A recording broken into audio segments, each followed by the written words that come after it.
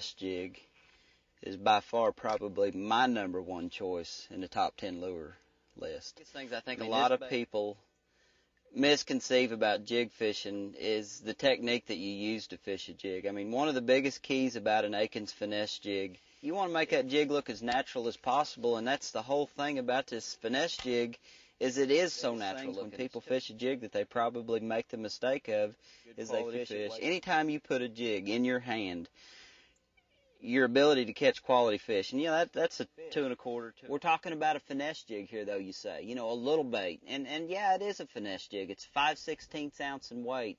It's a small profile, but when you stop and look at the main forage of a bass, typically it's a little crawfish, and I always put some fish in the boat with it. Oh, come out of there, baby.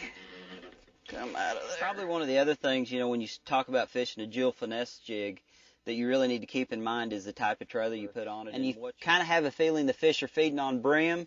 There's a lot of things that come in play then, but probably my #1, and when I talk about me, this is my #1 trailer in my opinion, detail is one of the biggest things that I feel like creates getting, and then I snip it down to shorten it up. And then these little paddles on the side of it, I'm going to split them again, just like right here. Combination with a 5/16 ounce Jewel finesse jig is my #1 go-to. When you're getting ready to fish a Jewel finesse jig, there's a couple things really critical to keep in mind. Line, equipment, rod and reel, there's a lot of different things that go into that. One of the key things, but maybe the biggest factor, is the type of line you use. Typically when I'm fishing a finesse jig, my line size the line is going to change the way that jig falls a little bit. So the line size has got to be contributed directly to the kind of water you're fishing.